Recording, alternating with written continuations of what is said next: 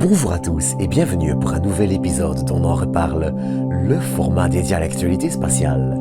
Et au programme d'aujourd'hui, je vous propose un Starship chinois, une découverte de web, des essais à la récupération chez Blue Origin, un voilier transporteur de fusées européennes, un petit détour par Mars, une mission vers Jupiter et encore bien d'autres.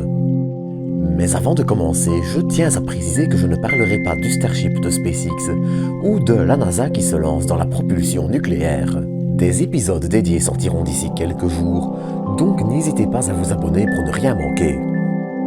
Sur ce, pour commencer, je vous propose de revenir brièvement sur une plus ancienne actualité.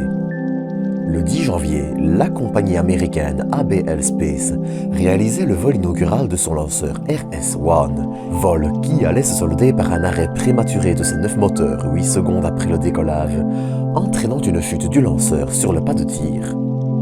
Eh bien, les causes précises de cet incident sont encore hélas inconnues. En revanche, la compagnie a confirmé que 2 autres vols étaient déjà prévus et que l'assemblage des lanceurs et les essais des moteurs allaient bon train. Mais du côté des lanceurs européens aussi, l'actualité était assez riche cette semaine. Déjà, c'était à nouveau du côté de Vega que les regards se tournaient.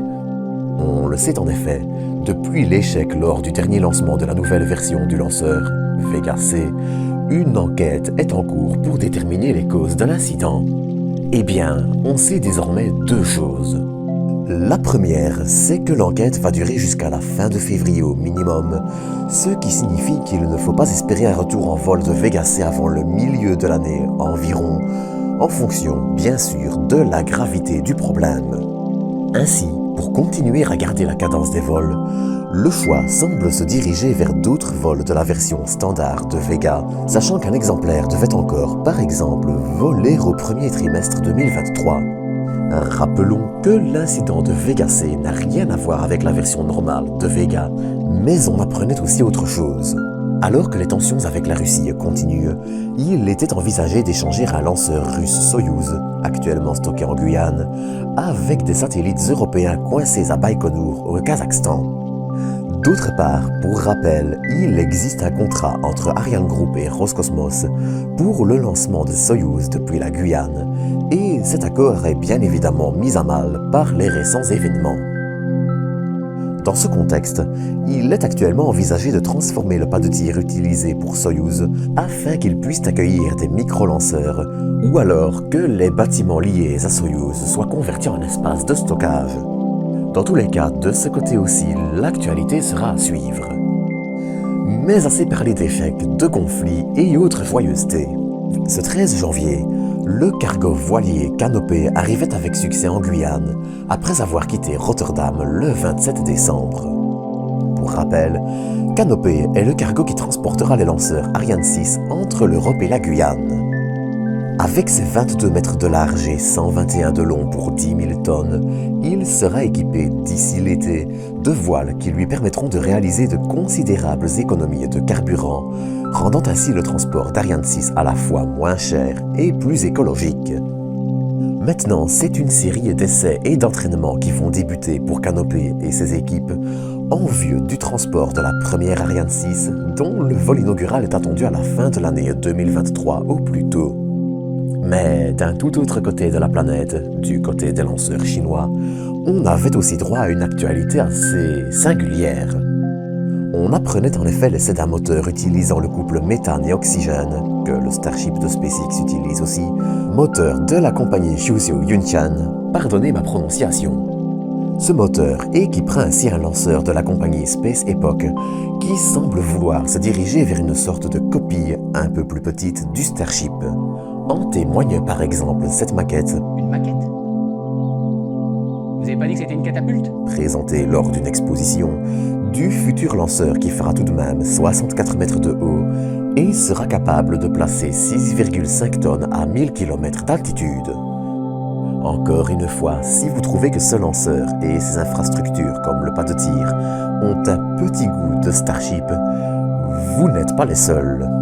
Reste à savoir à quel point l'entreprise, qui désire aussi se tourner vers l'acier inoxydable, sera sérieuse sur le long terme et si elle restera dans sa ligne d'une copie jusque dans les infrastructures, ou si elle s'orientera vers ses propres choix. Sur ce, je vous propose de nous retourner à nouveau vers le spatial européen. On avait en effet droit à une information sympathique sur la future mission destinée aux lunes glacées de Jupiter, JUICE, qui devrait décoller en avril 2023 à bord d'une Ariane 5. Elle a en effet reçu une plaque commémorative contenant une reproduction des textes d'observation de Galilée qui découvrit justement ces lunes vers lesquelles la sonde se dirigera, découverte faite en janvier 1610. Dans les autres actualités, on notera le débarquement en Floride du premier étage du futur lanceur lourd Vulcan de l'entreprise United Launch Alliance, dont le vol inaugural est attendu au premier trimestre 2023. Mais cette semaine, nous avions aussi droit à une nouvelle observation intéressante du télescope spatial James Webb. En observant les régions froides d'un nuage de gaz, le télescope a permis de découvrir du carbone, de l'hydrogène, de l'oxygène, de l'azote et du soufre. Si cette découverte n'est pas une surprise en elle-même, l'observation permettra en revanche de mieux affiner les modèles de formation des exoplanètes et de mieux expliquer comment les éléments essentiels aux vivants se répartissent, et ce, en plus de la découverte de plein d'autres molécules comme du méthanol, de l'ammoniac et j'en passe.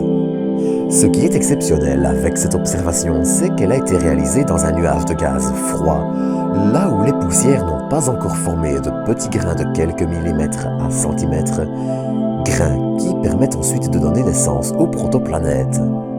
Pour résumer très rapidement, c'est une observation directe des premiers âges de futurs systèmes planétaires, ce qu'on n'avait encore jamais observé à la loupe avant, encore une fois, grâce aux capacités exceptionnelles du télescope. D'ailleurs, pour l'anecdote, la bande sombre que vous voyez ici au milieu de l'étoile, c'est un disque de poussière qui donnera bientôt naissance à des protoplanètes.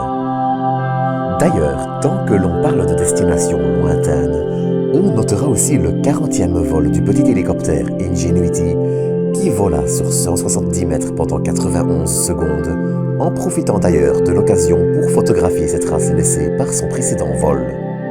On y voit ainsi les traces qu'il a laissées en se posant à deux endroits avec moins de 60 cm d'écart, après un vol aller-retour où il avait testé une mise à jour permettant de voler à hauteur constante au-dessus d'une pente.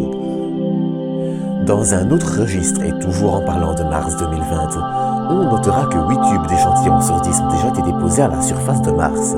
Pour résumer rapidement, ces échantillons sont déposés là de façon préventive, au cas où Perseverance aurait un problème et ne pourrait ramener les échantillons lors de la mission de retour qui est prévue vers 2030.